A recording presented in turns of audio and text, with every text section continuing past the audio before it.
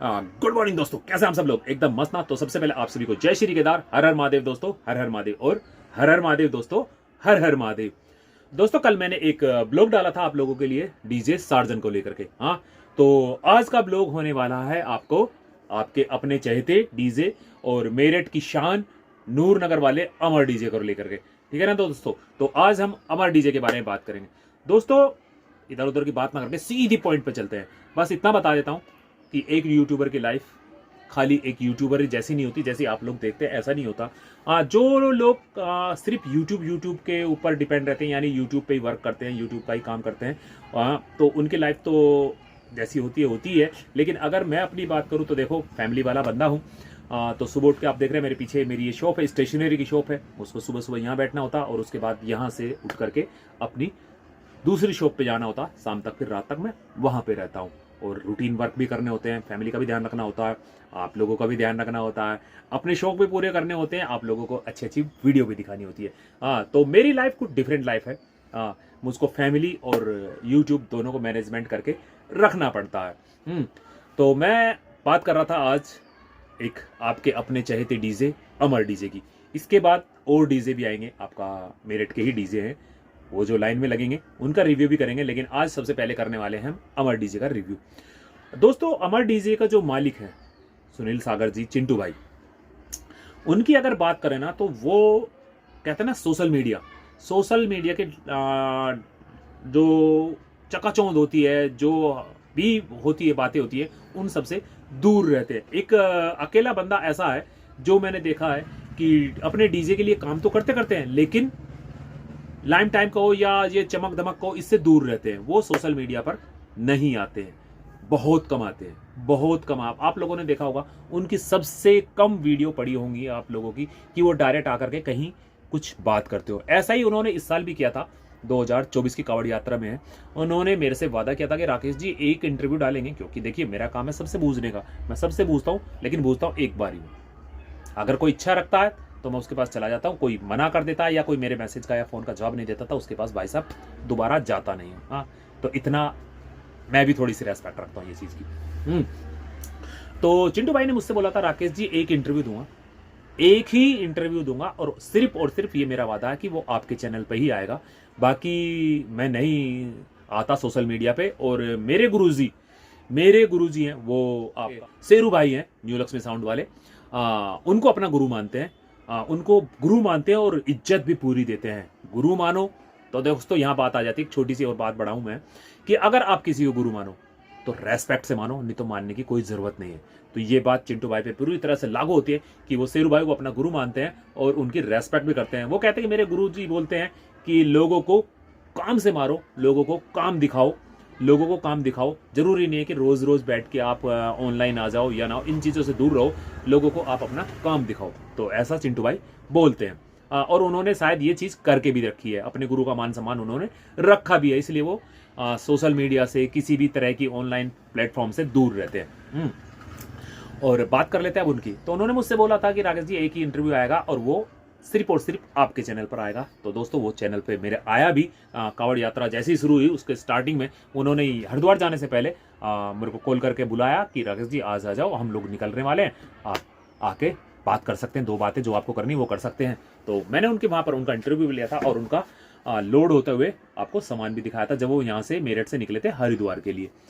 तो उन्होंने अपना बताया था जो भी बात थी कि भाई हम लोग क्या करने वाले हैं, और एक नया, जैसे उनके हर बार रहता है कि भाई 2022 हो, 2023 हो, 2024 हो, कुछ भी हो, वो एक नए एक्सपो का नाम देते हैं। तो इस बार उन्होंने दिखाया था कि भाई हम इस बार कावड़ यात्रा 2024 में इटली एक्सपो दिखाने वाले हैं, तो कुछ ना कुछ नई टेक्नोलॉजी दिखाने वाले हैं। और उन लोगों ने वो टेक्नोलॉजी अपनी हरिद्वार कावड़ यात्रा में दिखाई भी। वो बात अलग है कि ज़्यादा मौके नहीं मिले। ज़्यादा मौके ये नहीं कि मैं चिंटू भाई को ही नहीं मिले, अमर साउंड को ही नहीं मिले, वो किसी को भी नहीं मिले अपना कुछ भी दिखाने का, जलवा दिखाने का, अपनी जो तैयारी करी थी ना हर डीजे वाले ने, उसके मौके किसी को भी नहीं मिले। छोटे छोटे मौके मिले, तो वो छोटे छोटे मौके बड़े प्लेटफॉर्म में नहीं बदले जा सकते, क्योंकि ये इतने बड़े बड़े डीजे सेटअप होते हैं कि इनका छोटी सी देर में पता नहीं लग पाता है। तो जब किसी से बात होती, जब सामने वाले किसी कंपटीटर से या सामने वाले किसी डीजे वाले से कुछ कंपटीशन होते, अच्छे भले कंपटीशन होते, तो पता लगता है कि हाँ भी इन लोगों की क्या क्या तैयारी हो रही है। ज़्यादा सुनने को कोई सा डीजे भी नहीं मिला। एक अमर की बात नहीं करेंगे हम, सुनने को कोई सा डीजे भी नहीं मिला। और अगर थोड़ा बहुत सुनने को मिले ना तो वो मध्यम आवाज में, लो आवाज में पुलिस प्रशासन ने बोला हुआ था कि जैसे वहां पर हुआ कि भाई चलते रहो चलते रहो। पहली बात तो बंद बंद चलते रहो, और अगर बजे भी तो कुछ खास नहीं बजे, एक मध्यम आवाज में बजते हुए चले गए, बस इतना ही हुआ। तो बात कर रहे हैं हम आज अमर डीजे की। तो दोस्तों अमर डीजे निकल गया था यहाँ से, आई थिंक 21 तारीख में निकला था शायद। अब देखो कंफर्म नहीं, एक डेट ऊपर नीचे हो सकती है क्योंकि दिमाग में इतना लोचा हो चुका है, इतने डीजे सेटअप की बातें हो चुकी है, तो डेट अभी कंफर्म नहीं है। अब मैं पीछे जाऊँ उसको चेक करूँ तब आपको बताऊँ तो ये हो नहीं सकता। तो आई थिंक 21 में निकले थे और 22 में शायद पहुँच गए थे। तो सबसे पहले जो अमर डीजे पहुंचा था वो बहादुराबाद टोल से आगे, जब बहादुराबाद वाले रास्ते को जाता तो उससे जब आगे हरिद्वार की तरफ को जाते हैं तो उसकी सर्विस लाइन में रुका हुआ था। और दोस्तों याद बता दूं आपको कि वहां पर रुके हुए थे जहां पर लास्ट टाइम करणवाल डीजे बंदा था, तो वहां पर अमर डीजे वहां पर जाके रुका था और वहां पर उन लोगों ने अपना सेटअप बांधना शुरू कर दिया था। तो पहली रात को क्या हुआ कि पहली रात में ही उन्होंने अपना सेटअप, दिन में पहुंचते ही, जैसे अगर वो 21 में यहां से निकले तो 22 की सुबह पहुंच गए, तो उन्होंने अपना सेटअप बांधना शुरू कर दिया था और अपनी बेस की दीवार खड़ी कर दी थी। यहां एक चीज मैं बताऊं दोस्तों, देखो किसी के साथ भी मेरा पक्षपात नहीं, मेरे सारे डीजे वाले सेम हैं, मेरे सारे डीजे वाले मेरे लिए सब सेम है, सब इसी प्लेटफॉर्म पे हैं। कोई ऐसा नहीं कि भाई एक को मैं यहां बैठा हूं, दूसरे को यहां बैठा हूं, तीसरे को यहां बैठा हूं, नहीं, मेरे लिए सब इस प्लेटफॉर्म पे है कि सब पैरेलल है, मेरे लिए सब बराबर है। तो लेकिन एक कुछ चीजें ऐसी होती हैं जिसको बता देना चाहिए। ऐसे में दूसरे डीजे वाले की काबिलियत भी बताऊंगा कि उनमें क्या खूबी है। मुझे यहां पर अमर डीजे की एक काबिलियत लगती है कि जब वो सेटअप बांधते हैं ना भाई साहब, प्रॉपर सेटअप बांधते हैं, बिल्कुल प्रॉपर सेटअप बांधते हैं, और फिनिशिंग शायद ही इनसे ऊपर कोई फिनिशिंग में आता हो। इस बात का मैं काबिल तारीफ हूँ अमर डीजे की कि सेटअप को बहुत फिनिशिंग से दिखाते हैं, बहुत सफाई के साथ लगाते हैं, लगता है कि हाँ एक प्रोफेशनल बंदे ने अपना सेटअप बांधा है। नहीं तो मैंने देखा था कि बहुत से लोगों के वहां पर और भी देखा था, मैं कुछ गैप रह गया, कुछ आगे है, कुछ पीछे है, कुछ इस तरह से है, कुछ है, लेकिन इनका ना एकदम सीक्वेंस रहता है बिल्कुल। अगर ऐसे है ना तो ये चीज बिल्कुल पैरेलल रहती है। आप देखेंगे सिस्टमैटिक बेस लगी होगी, सिस्टमैटिक आपका टॉप लगे होंगे, सिस्टमैटिक आपके लाइनर लगे होंगे, यानी जो भी चीज लगाते हैं ना फिनिशिंग के साथ लगाते हैं। तो इस बार उन्होंने, जब मैंने देखा तो स्टार्टिंग में जाती जब उन्होंने अपनी बेस लगाई थी, और मैं समझता हूँ कि 5 और 6 30 बेस का सेटअप उन्होंने उस टाइम खड़ा किया था जब सबसे पहले मेरी वीडियो आई थी। हाँ 30 बेस का सेटअप ट्रोले के ऊपर खड़ा करा था और बड़ी प्यारी लग रही थी खड़ी हुई 30 की 30। तो उसके बाद हुआ क्या कि पुलिस प्रशासन वहां से आ गया कि भाई आप लोगों की वजह से सर्विस लाइन पे जाम लग रहा है, तो पुलिस प्रशासन ने उनको वहां से हटा दिया। तो फिर अमर डीजे वहां से चल करके, देखो एकदम से हट नहीं सकता क्योंकि छोटी चीज तो है नहीं, भाई चाबी लगा, स्टीयरिंग घुमाई, ट्रक को मोड़ के या ट्रैक्टर ट्रॉले को मोड़ के एकदम से चल पड़ो। आप बहुत सारा सेटअप लगाना पड़ता है, नीचे से जैक वैक लोगों के लगे रहते हैं, हटाने पड़ते हैं, सारे काम करने पड़ते हैं। तो उन सबको करने के बाद जब अमर डीजे फिर वापसी टोल पे आया, तो टोल पे आने के बाद क्योंकि रश बहुत हो चुका था, सारी जगह घिर चुकी थी, तो इन लोगों को अपने लिए जगह बनाने में काफी मशक्कत करनी पड़ी। फाइनली टोल से ये इधर मेरठ की तरफ, मुजफ्फरनगर की तरफ को इनको एक जगह मिल गई और वहां पर इन लोगों ने अपना सेटअप लगाना शुरू कर दिया। तो ये जर्नी रही वहां तक। उसके बाद अमर डीजे ने अपना पूरा सेटअप बांधना शुरू करा। हाँ, और उसके बाद हुआ क्या कि फिर भी पुलिस प्रशासन को, क्योंकि डीजे सेटअप वाले वहां पर इतना भीड़ हो गया, इतनी भीड़ हो गई कि भाई साहब जाम लगने लगा, जबरदस्त तरीके से जाम लगने लगा वहां। तो पुलिस प्रशासन को फिर लाठी बांधनी पड़ी। हाँ, तो उसमें क्या हुआ, कुछ डीजे वालों के सामान भी टूट गए, क्योंकि मैंने अपनी आंखों से देखा था कि जो ये फैन होते हैं इस पे भी लाठी लगते हैं, CRV है उस पे लाठी लगती हुई मैंने देखी थी। हाँ, तो पुलिस प्रशासन की सिर्फ यही था कि भाई किसी भी तरह आप लोग यहाँ से हट जाएं और ये ट्रैफिक, ये भोले जो चल रहे हैं, जो पैदल भोले चलते चले आ रहे हैं, इनको किसी भी तरह की कोई परेशानी ना हो। तो प्रशासन पूरी तरह से सचेत था और व्यवस्था बनाने में लगा हुआ था। तो इसी चक्कर में लाठी वगैरह वहां पर पुलिस प्रशासन को चलानी पड़ी, वो इनका मजबूरी की देन थी। अमर डीजे टोल से जब वहां मुजफ्फरनगर सपार की तरफ को आते हैं तो वहां पर खड़ा था और अकेला ही खड़ा था, बाकी सब सारे के सारे डीजे वहां से हट चुके थे, तो एक अकेला अमर डीजे वहां पर खड़ा हुआ था। उसके बाद अगले दिन जब होता है तो वहां से पुलिस प्रशासन ने वो सब डीजे वगैरह वो भी वहां से हटा करके आगे भेज दिए, क्योंकि जितने भी वो लेफ्ट साइड में टाटा वगैरह खड़ी थी, टोल से हटती आपका SK प्रधान खड़ा था, वो सब भी वहां से पुलिस वाले आए और उन सबको भी वहां से हटा दिया। तो उसके बाद फिर अमर डीजे भी अपना आगे को वहां से, तैयारी हो चुकी थी चलने की, पूरा सेटअप लग चुका था, पूरा सेटअप हो गया था, तैयारी लाइटिंग वगैरह की भी चल रही थी, सीआरबी वगैरह जो लाइटिंग होती है उसकी भी तैयारी हो चुकी थी, पूरा का पूरा सेटअप लग चुका था। तो उसके बाद अमर डीजे भी वहाँ से आगे बढ़ गया। अमर डीजे पे अगर लाइटिंग की बात चली, देखो याद आया लाइटिंग से, लाइटिंग की अगर हम लोग बात करें तो मानिया डीजे, मानिया लाइट, मुरादाबाद मानिया लाइट लगी हुई थी। मानिया वालों ने पिछले साल शर्मा डीजे पे अपना जलवा दिखाया था, तो इस साल आपका अमर डीजे पे जलवा दिखाया, और बहुत बहुत बहुत खूबसूरत लाइट इस बार भी उन लोगों ने लगाई थी। खुद देवेंद्र भाई मानिया डीजे वाले, खुद देवेंद्र भाई मानिया डीजे वाले उसको ऑपरेट कर रहे थे। हाँ, तो ऐसा बहुत कम होता है कि खुद में ही आदमी ओनर्स ही किसी चीज को ऑपरेट करता आपको दिखाई दे।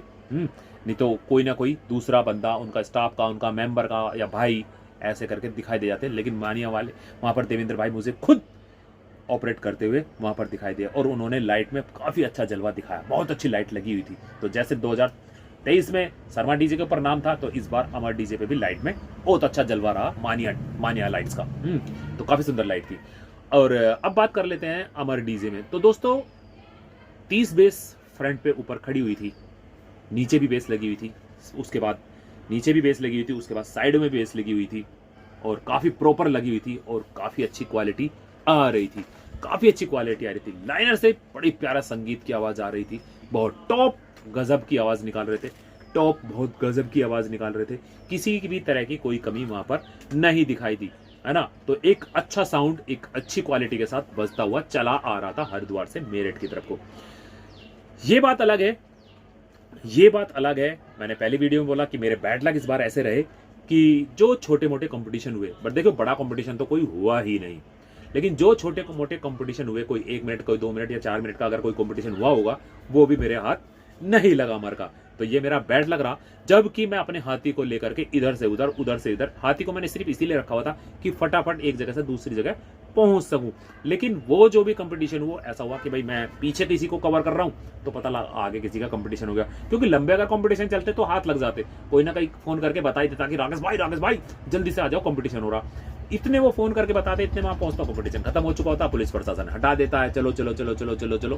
तो छोटे छोटे कंपटीशन हुए, इसलिए मेरे कोई हाथ लगे नहीं। ये ऐसी यात्रा रही जिसमें मेरे हाथ कोई भी कंपटीशन नहीं लगा, सिवाय एक कंपटीशन देखने को मिला, वो भी दोस्तों एक डीजे के थे।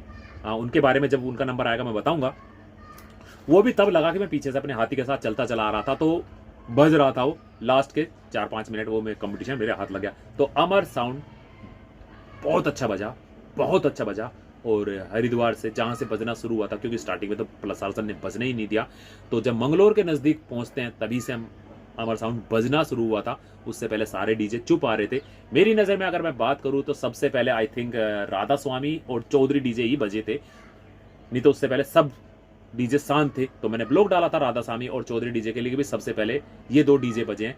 तो मंगलोर तक आते आते आते करीब करीब सारे डीजे बजने लगे थे। और कंपटीशन जो भी कुछ हुआ उसके बाद ही हुआ। तो अमर डीजे एक अच्छा था, बहुत अच्छा था। अमर डीजे की ये खासियत है कि अमर डीजे में अगर आप बेस सुनते हैं तो आवाज भी क्लियर सुनाई देती है। इसी चीज पे अपना अमर डीजे जो चिंटू भाई वो मेहनत करते हैं कि बेस के साथ साथ आवाज पे भी कवर करते हैं। तो ये था आज का ब्लॉग अमर डीजे को लेकर के। और अमर डीजे जब लास्ट में मेरठ तक आया तो मैं फंस गया टोल पे, वरना मैं आपको लास्ट तक भी दिखाता कि कहां तक पहुंचा है और कहां पे खुला है, मैं ये भी दिखाता आपको। तो मैंने अमर डीजे को खुलते हुए नहीं दिखा पाया या लास्ट वीडियो नहीं बना पाया, उसका कारण ये रहा कि मैं टोल पे फंस गया। उससे पीछे मैं अमर डीजे को कवर करके गया था जब पुलिस प्रशासन आ गया था, वहां पर डीएम साहिबा और कप्तान साहब ये सारे और एसएसपी सारे थे वहां पर। तो मैं उस टाइम रोड शो चल रहा था हमारा, मैं उसको कवर करते हुए आगे चला गया।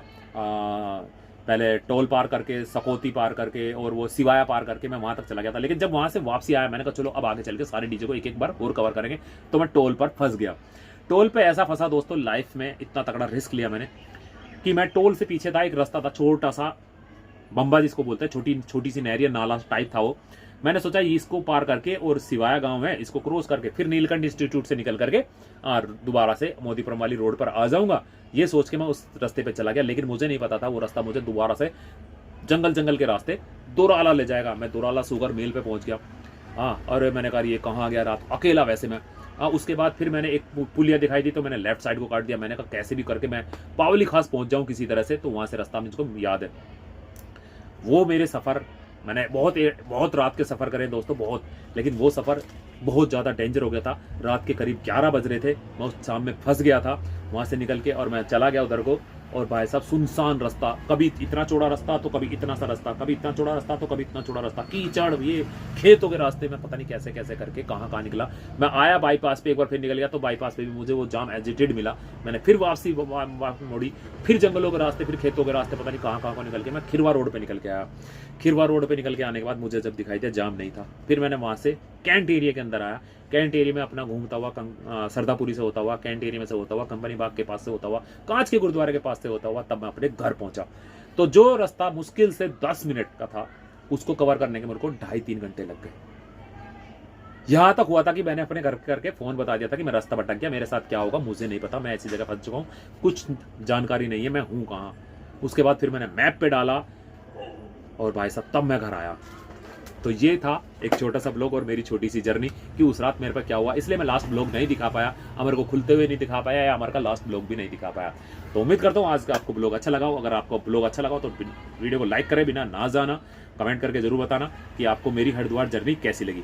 हाँ, तो फिर मिलेंगे एक नई वीडियो पर, एक नए प्लेस पर, एक नई जगह। तब तक के लिए बाय बाय। बहुत जल्दी एक नई वीडियो पर मिलने वाले हैं, बहुत जल्दी एक नया टूर लगने वाला है। हाँ, और सपोर्ट अपना ऐसे ही बनाए रखना, ठीक है ना दोस्तों। तो जय श्री केदार, हर हर महादेव, हर हर महादेव।